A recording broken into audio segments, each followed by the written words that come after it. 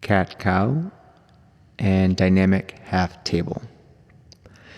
So we're going to start off on all fours. Just make sure the wrists are underneath the shoulders and the knees are directly underneath the hips. Remember, anytime you're supporting on the palms, you want the fingers spread wide, and the more you press into the fingertips, the more the forearm muscles will engage, which oftentimes helps protect the wrists. And we're going to do a simple dynamic movement, but first let's just do the first movement, which is to inhale and lift the chest, head, and tip the tailbone up. So right here, you're going into extension of the spine and an anterior tilt for the pelvis. So you just take 1 or 2 full breaths here. Notice any areas along the spine that feel restricted. If you feel like there's any pain in the lower back, you can draw the navel in just a little bit and lessen the extension in the lower back.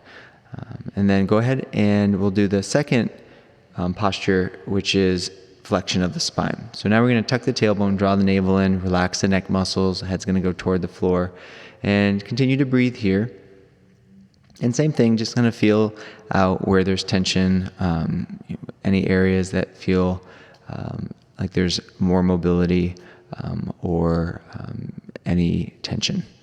And then we're going to go between those 2 points essentially. So each inhalation, you're going to lift the head up, tip the tailbone up, broaden the collarbones. And as you exhale, you'll draw the navel in, tuck the tailbone, which is more of a posterior tilt to the pelvis, and relax the neck. So do this at your own pace. Let your breath initiate the movement.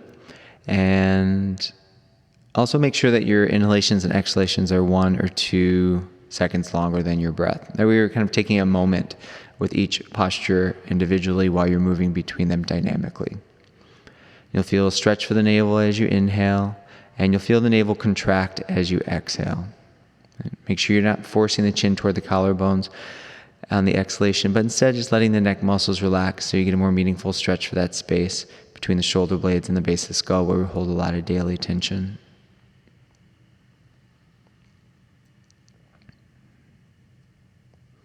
You also want to make sure as you inhale, you're not compressing the back of the neck too much. Feel more like you're lengthening the front of the throat and peel the front of the shoulders back. So that way you get more of a meaningful stretch for the area in the chest and a little more extension in the upper back. And we'll do one more exhalation, finishing up the round here. And then next time you inhale, let's find a neutral position for the spine, which means you're just going to want to find that middle point between those 2 extremes. And then we'll go on to the next exercise. So we're going to bring the knees in a little closer to the midline, but keep them underneath the hips. And once you have that, go ahead and extend the right leg back behind you.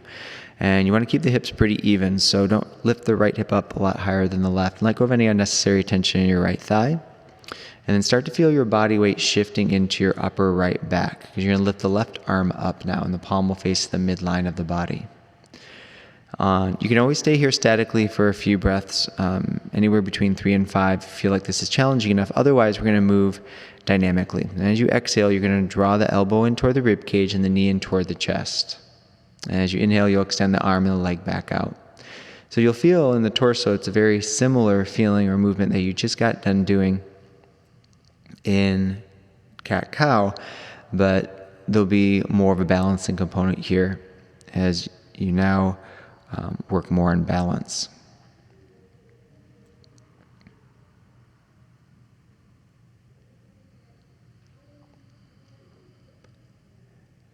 This will be the last round, and then you'll inhale, extend the arm and the leg out, and then bring the palm and the knee back down. And we're going to change sides. Start off with the left leg first. Let go of any unnecessary tension in the thigh and the hip. So you're using some deeper muscles in the hip structure in the lower belly. And start to shift your body weight into the left upper back and chest as you lift the right arm up. Right? And once you feel stable, go ahead and start the dynamic movement of drawing the left knee in toward the chest and the right elbow in toward the rib cage. You can let the neck muscles relax a little there, and then as you inhale, you extend the arm and the leg back out. And checking in with your breathing pattern as you do this so that your inhalations and exhalations are a little longer than the movement. Remember, we're always breathing in and out through the nostrils unless it's a specific breathing technique.